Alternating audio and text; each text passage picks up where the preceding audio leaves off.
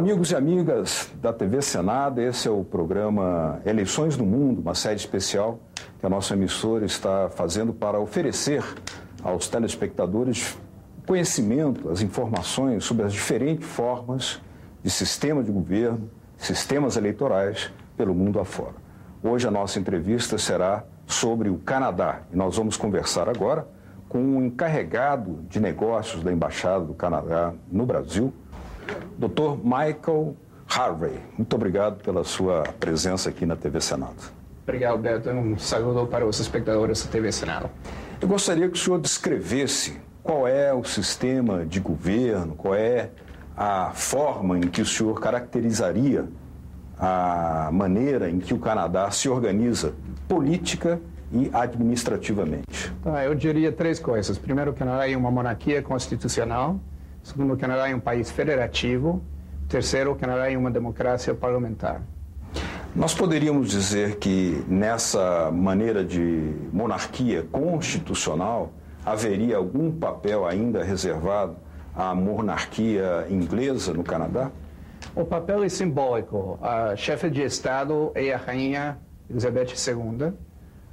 Ela é a mesma mulher que é a rainha do Reino Unido. Mas no Canadá o papel dela é diferente. Ela é a rainha do Canadá, o que é diferente de ser a rainha do Reino Unido. O sistema político vigente no Canadá, pela sua forma de eleições, é um parlamentarismo. Como é feita a eleição? Elas são diretas ou elas são indiretas? Os deputados são eleitos diretamente. Quer dizer, quando se fazem as eleições, em cada distrito tem uma eleição separada. Se elege o deputado em cada distrito, ao final das eleições se contam os deputados e o partido com maior número de deputados forma o governo. Quantos partidos existem? Como eles estão organizados? Bom, como no Brasil tem muitos partidos, como vocês chamam, dinâmicos, mas tem 4 partidos que estão representados no parlamento canadense. O Partido Conservador, o Partido Liberal, o Bloc Québécois e o Partido Neodemócrata. Qual é o papel específico do primeiro-ministro e qual a diferença dele em relação ao papel desempenhado pelo governador-geral? O primeiro-ministro é o chefe do governo, é quem toma as decisões, é quem governa o país.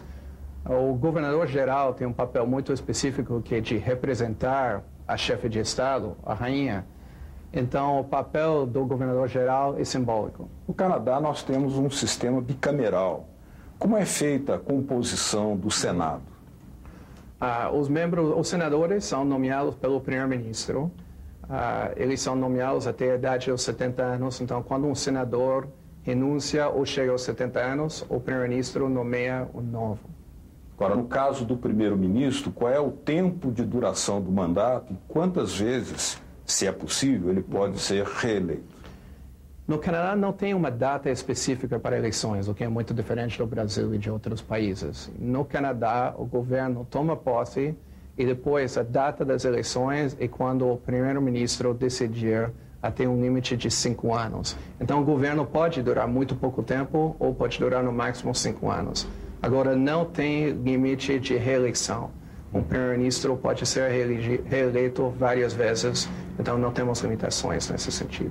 No caso, ele seria reeleito pelos deputados, pelos membros da Câmara de Comuns. Não é exatamente assim. Eu diria, primeiro, os cidadãos escolhem os deputados.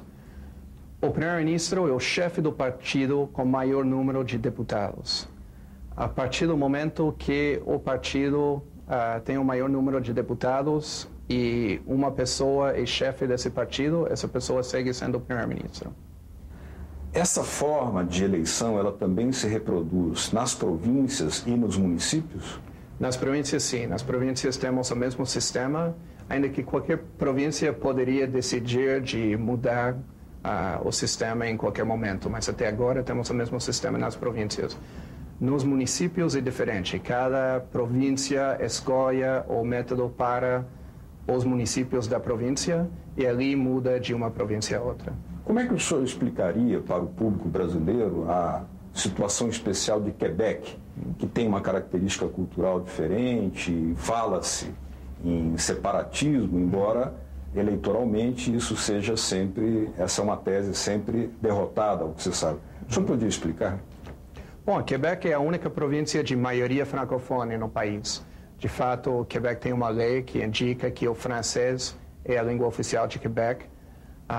Tem outras províncias que são bilíngues e tem a maioria das províncias que são anglofones. O assunto, o que nós chamamos no Canadá, a questão nacional, é um assunto que vem e vai com os anos. Faz muitos anos que não tem um referendo a respeito. O Tribunal Supremo do Canadá decidiu que uma província pode se separar da federação depois de um referendo com pergunta clara e com uma maioria clara. Não temos chegado a esse ponto na história do Canadá. Os referendos são feitos para vários temas relacionados à sociedade do Canadá? No Canadá não temos muita tradição de referendos. Eu já vi na minha vida referendos sobre modificações constitucionais e sobre a questão nacional no Quebec. Tem mais referendos em certas cidades sobre assuntos específicos, mas não é muito comum no Canadá um referendo.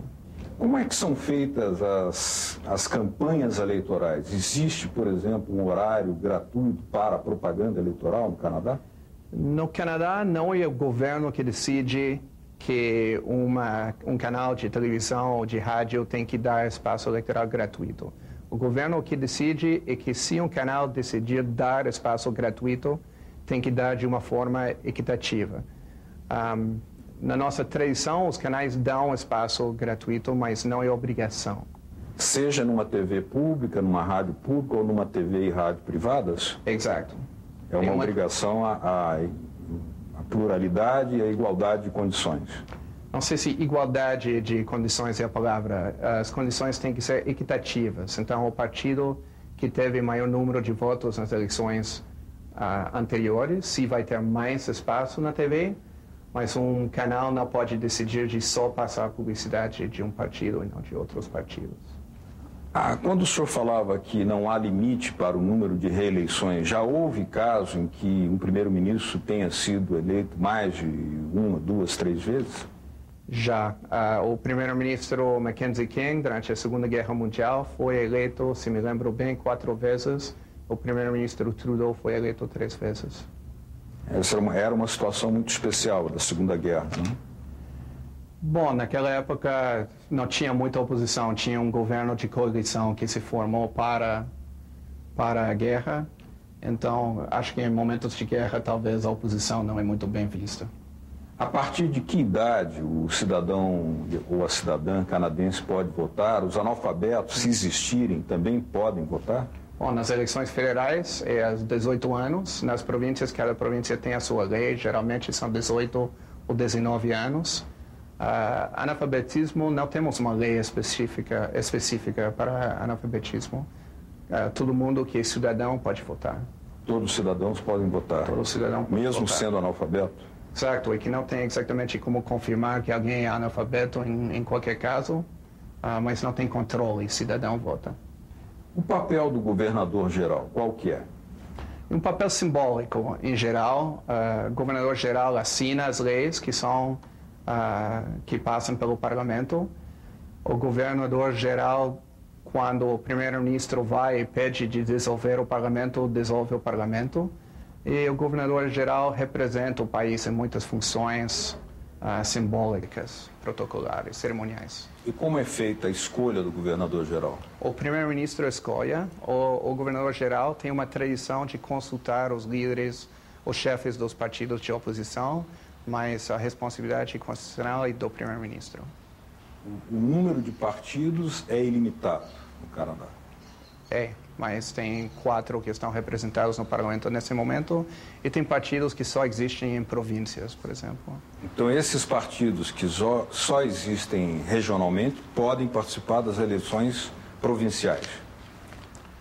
Digamos, em cada eleição, um candidato se pode lançar para a eleição no distrito. O candidato representa um partido e não tem assim limitações sobre o número de partidos, porque se vota para o candidato e não para o partido. Pela história política recente do Canadá, como é que se verifica a questão da alternância de poder? Na história do Canadá, o Partido Liberal tem estado no poder mais ou menos 65% do tempo e o resto do tempo o Partido Conservador. Nesse momento, o governo é conservador.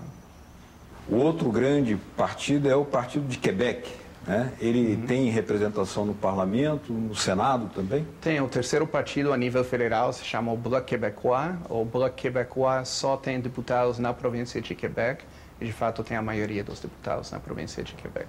Nós sabemos que existe no Canadá uma figura no sistema político que são os críticos do parlamento. Como eles são identificados, qual é a atuação deles e como eles são, de fato, eficientes no papel que desempenham? Bom, os críticos existem por tradição ou por conveniência política e não por lei. Mas a tradição é que o chefe do partido nomeia um crítico para cada pasta de governo, para ter alguém dentro do partido que se especializa nos assuntos e assim pode fazer perguntas mais incisivas, não? Quando está questionando a atuação do governo. Eles são nomeados por temas, por pastas de atuação. Exatamente. Normalmente se nomeia um crítico para cada pasta ministerial do governo, mas não tem uma regra assim escrita, é tradição mesmo. E a escolha dos ministros, como é feita a composição do governo? Isso depende também do resultado eleitoral, no caso que tenham sido eleitos para o parlamento? Não. Bom, a tradição canadense é que o ministro é deputado, porque a tradição de controle político no sistema parlamentar é que a oposição faz perguntas dentro do parlamento. Então, o ministro que não for parlamentar não poderia estar no parlamento respondendo as perguntas. Agora, quando o primeiro-ministro vê os deputados que tem, às vezes ele decide escolher alguém que não é deputado, sobretudo para favorecer a representação de uma região. Nas nossas tradições, o Conselho de Ministros inclui ministros de todas as regiões do país e tem ocasiões em que o primeiro-ministro vê que não tem deputados em certa província, que não teve sorte em uma província importante, então ele escolhe alguém que não é deputado para ser ministro, mas a tradição quer que essa pessoa depois procure um espaço de deputado dentro do parlamento. Nós sabemos que há tribos, nações indígenas no Canadá. Como é feita a representação política dessas etnias ou nações indígenas? Não é uma representação direta. O que se tem são certos distritos que têm maioria indígena. Então, geralmente, terão um deputado indígena. E posso mencionar aqui também que há uns 10 anos nós criamos um terceiro território no norte do Canadá que chama Nunavut. E Nunavut é um território com maioria indígena, o que permite aos indígenas ter uma representação direta a nível territorial. E no caso desse território, também o executivo é composto, é representado por indígenas diretamente?